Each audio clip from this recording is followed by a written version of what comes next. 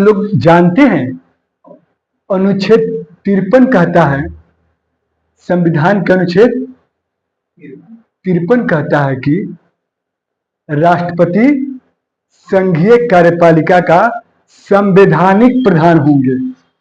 यह अपनी संघीय कार्यपालिका शक्ति का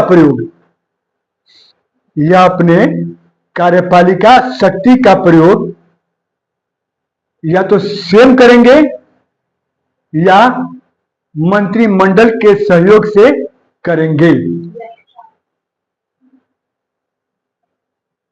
क्लियर? यह चर्चा किया गया है अनुच्छेद 74 में। अनुच्छेद 74 कहता है कि राष्ट्रपति संघीय कार्यपालिका शक्ति का प्रयोग स्वयं करेंगे या अपने अधीनस्थ पदाधिकारी जैसे मंत्रिमंडल के या मंत्रिपरिषद के सहयोग से करेंगे। क्लियर? यहां ध्यान देने वाली बात है कि संविधान में लिखा गया कि संवैधानिक प्रधान है, जबकि वास्तविक प्रधान भारत के प्रधानमंत्री और उनके कैबिनेट होता है। वास्तविक प्रधान कौन होते हैं? प्रधानमंत्री और उसके कैबिनेट होता है। आगे इसमें चर्चा करेंगे। और एक कैबिनेट जो है, एक प्रधानमंत्री और उनका कैबिनेट जो है, मंत्रिपरिषद उनका जो है, वह सामूहिक रूप से लोकसभा के प्रति उत्तरदायी रहते हैं। किसके प्रति उत्तरदायी रहते हैं? लोकसभा के प्रति उत्तरदायी रहते हैं। अगर किसी इसमें से एक व्यक्ति का भी उनके कार्यों के प्रति अविश्वास प्रस्ताव लोकसभा में पारित हो जाता है, सदन में प्रस्तुत कर दिया जाता है, उसे पारित कर दिया जाता है, तो समस्त मंत्रिमंडल को क्या त्याग देना पड़ता है।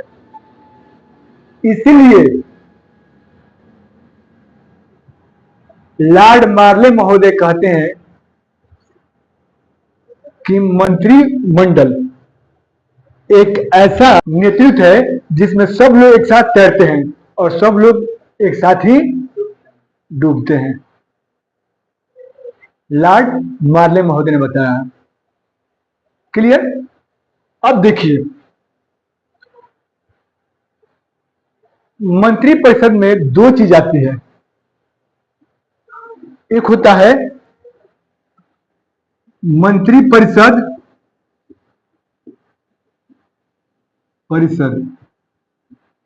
और एक होता है मंत्रिमंडल। ध्यान देने वाली बात है।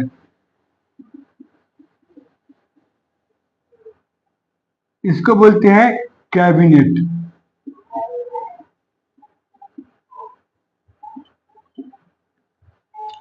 तो मंत्रिपरिषद में कौन कौन शामिल होते हैं?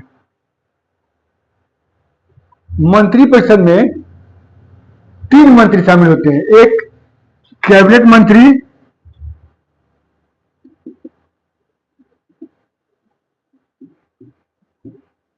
दूसरा राज्य मंत्री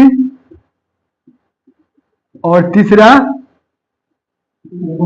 उप मंत्री। और इसके शीर्ष पर कौन होंगे जी? पीएम। तो इन तीनों से किस क्या निर्माण होती है जी? मंत्रिपरिषद। लेकिन मंत्रिमंडल में सिर्फ पीएम और उसका कैबिनेट मंत्री कौन होंगे जी? और कैबिनेट मिनिस्टर।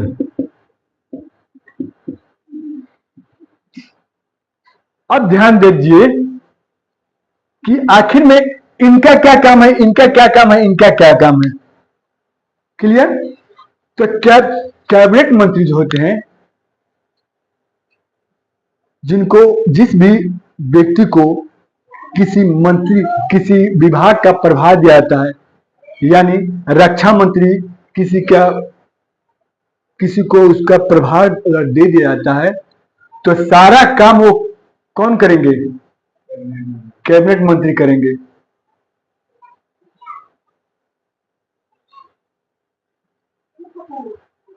उस कर्तव्य की जवाबदेही किनके पास होगा जी? तो जब कोई मंत्री पद लेता है तो अपने पद का शपथ लेता है और इसकी गोपनीयता का शपथ लेता है कि वह कोई भी ऐसी सूचना या ऐसी चीज वह लीक नहीं करेंगे। अब क्लियर हुआ ना? क्लियर?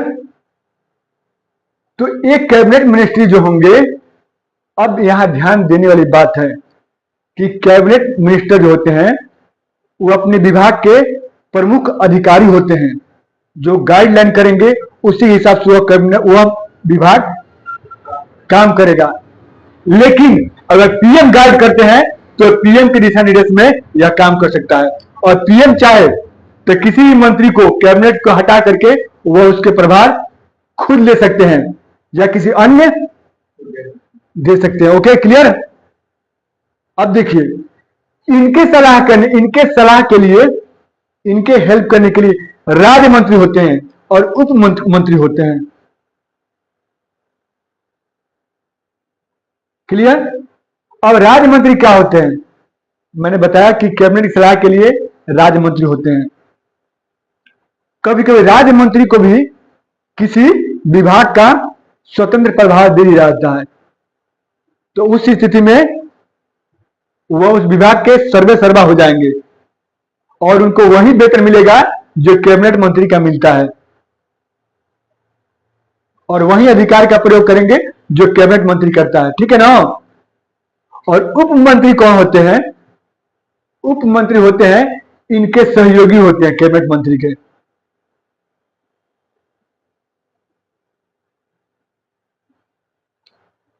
उप मंत्री कौन होते हैं जी? कैबिनेट मिनिस्टर के सहयोगी होते हैं। तो ये तीन के मिलने से क्या बनता है जी? मंत्री परिषद का निर्माण होता है।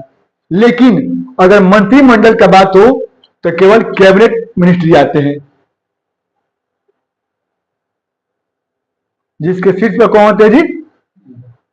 पीएम होते हैं। अब इनका बैठक जब होता है तो काफी ग्रीवियस मीटिंग किया जाता है। क्या किया जाती है? जैसे कोई गुप्त मीटिंग करना हो तो हर सप्ताह मीटिंग होता है। कैबिनेट का मीटिंग कब होता है जी? हर सप्ताह में होता है। और जरूरी नहीं है कि मीटिंग में पूरा मेंबर भाग ले और जरूरी नहीं है कि पीएम रहे। अगर पीएम नहीं रहे तो कोई वरीय मंत्री अध्यक्षता करेंगे। उप प्रधानमंत्री नहीं है तो जो वरीय होंगे वो इसके अध्यक्षता करेंगे, लेकिन जब अगर उप प्रधानमंत्री रहते तब उसकी अध्यक्षता करते हैं। क्लियर? क्योंकि यह इसलिए, अब देखिए कभी कभी आता है किचन कैबिनेट। क्या होता है? Kitchen cabinet. यह प्रधानमंत्री के कैबिनेट में शामिल 15 से 20 व्यक्तियों का एक समूह होता है जिसमें कैबिनेट मंत्री शामिल होते हैं या कोई उनके ऑफिसर शामिल होते हैं या उनके कोई पड़ोसी शामिल होते हैं, संबंधी, ताकि किसी बिंदु पर तत्काल निर्णय लिया जा सके और उसका जो निर्णय है एकदम गुप्त रखा जाए। इसलिए इसको किचन कैबिनेट कहा जाता है। इसमें कितने मेंबर होते हैं? 15 से 20। क्लियर? अब देखा जाए तो मान लीजिए सरकार बन गया, मंत्रिमंडल अपने अपने पद गोपनीयता शपथ ले लिए और अपने अपने काम को करने लगे। क्लियर? तब ये कौन कौन से काम करेंगे? प्रतिशत काम करेगा जो राष्ट्रपति उनको काम दे वह काम को करेंगे। राष्ट्रपति कोई मंत्री, उसके मंत्री से संबंधित विभाग के उस मंत्री के विभाग के बारे में अगर जानकारी मांगे तो राष्ट्रपति को उनकी जानकारी दी जाएगी। या राष्ट्रपति प्रधानमंत्री और उसके मंत्री परिषद के कार्यों की जानकारी मांगे तो प्रधानमंत्री देंगे। क्लियर? दूसरा काम क्या होता है कि प्रधानमंत्री जो होते हैं ना, वह कैबिनेट यानी मंत्री परिषद और राष्ट्रपति के बीच में एक कड़ी का काम करते हैं। और ध्यान देने वाली बात है, ध्यान देंगे फिर से कि मैंने बताया है कि संघीय कार्यपालिका का संवैधानिक प्रधान कौन होंगे जी? राष्ट्रपति होंगे, जो कार्यपालिका शक्ति का प्रयोग करेंगे। वह अपने कार्यपालिका शक्ति मंत्री परिषद द्वारा करेंगे। इसके बारे में चर्चा अनुच्छेद 74 में किया गया है। क्लियर? अब आप लोग जानते हैं कि जब सरकार गठन होता है तो प्रधानमंत्री बनता है और उसका मंत्रिमंडल का निर्माण होता है। तो जब मंत्रिमंडल बन जाता है तो मंत्रिमंडल का एक सामूहिक जिम्मेवारी होती है। कोई व्यक्ति एक दूसरे से अलग नहीं हो सकते हैं, या उनका कार्य जो है एक दूसरे को सामूहिक जवाबदेही रहती है। इसी जवाबदेही को सामूहिक उत्तरदायित्व कहते हैं। यानी इसमें क्या है कि अगर कोई व्यक्ति, कोई मंत्री किसी चीज पर निर्णय कर लेता है तो सारे मंत्री को उस निर्णय को मानना पड़ेगा। प्रधानमंत्री किसी बिंदु पर निर्णय लेते हैं तो कोई व्यक्ति उनके निर्णय को नहीं मानेगा, ऐसा नहीं हो सकता है। अगर जो व्यक्ति उनके निर्णय को नहीं मानते हैं, जो मंत्री उनके निर्णय को नहीं मानते हैं, तो वह राष्ट्रपति से इसका शिकायत करेगा और सिफारिश कर देगा और उनको बोलेगा कि आप पद को छोड़ दीजिए। क्लियर है ना? अब आगे चलते हैं कि इन मंत्री परिषद का गठन कैसे होता है। तो इन मंत्री परिषद के गठन में कौन कौन शामिल होते हैं जी? प्रधानमंत्री होते हैं, मंत्री परिषद में प्रधानमंत्री होंगे सर्वेसर्वा, उसके बाद से कैबिनेट मंत्री होंगे, उसके बाद राज्य मंत्री होंगे और उप मंत्री होंगे। इनकी नियुक्ति जो है जब तक विधानसभा का विघटन नहीं होता है पद को धारण करते हैं। यानी इनके शासनकाल जो है, इनका कार्य अवधि जो है 5 सालों की होती है मोटा तौर पर देखिए। लेकिन अगर उसी बीच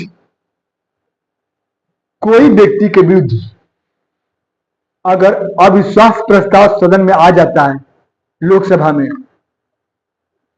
अगर वह मंत्री को त्याग देता है तो पूरे मंत्रिमंडल जो है इस्तीफा दे देगा और सरकार गिर जाएगा। क्लियर? अब प्रधानमंत्री की नियुक्ति कैसे होती है? क्लियर है ना जी? जो भी बहुमत दल के नेता होंगे वो सर्वसम्मति से अपने नेता को चुनेंगे। बहुमत दल होंगे वो अपने सर्वसम्मति से एक नेता को चुनेंगे और वही नेता क्या बनेंगे जी? प्रधानमंत्री बनेंगे। और वही प्रधानमंत्री जो है राष्ट्रपति को नाम को देंगे और उनके विभाग को देंगे। उस व्यक्ति को उस विभाग को आवंटन कर दिया जाएगा और उसके बाद से जब आवंटन हो जाएगा, ठीक है ना, तो वो क्या करेंगे जी?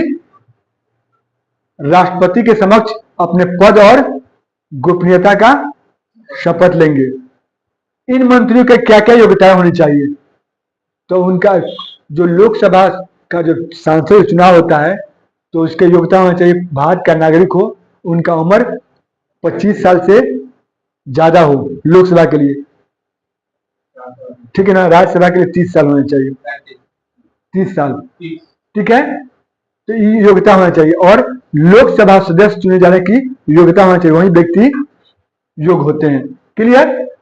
अब बताइए, अब मंत्रिमंडल शब्द की चर्चा, ध्यान देना है, आप लोग पढ़े होंगे कि जब राष्ट्रपति अनुच्छेद 352 के अंतर्गत जब देश में युद्ध की स्थिति में या बाहरी आक्रमण की स्थिति में या आंतरिक विद्रोह के समय में जब राष्ट्रीय आपातकाल लागू करेगा या किसी अन्य कारण से आपातकाल लागू करेगा तो वह मंत्रिमंडल की सिफारिश से करेगा।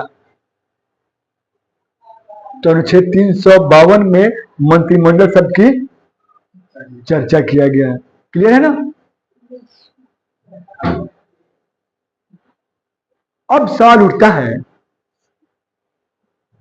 कि प्रधानमंत्री अपने मंत्रिमंडल में कितने मंत्रियों को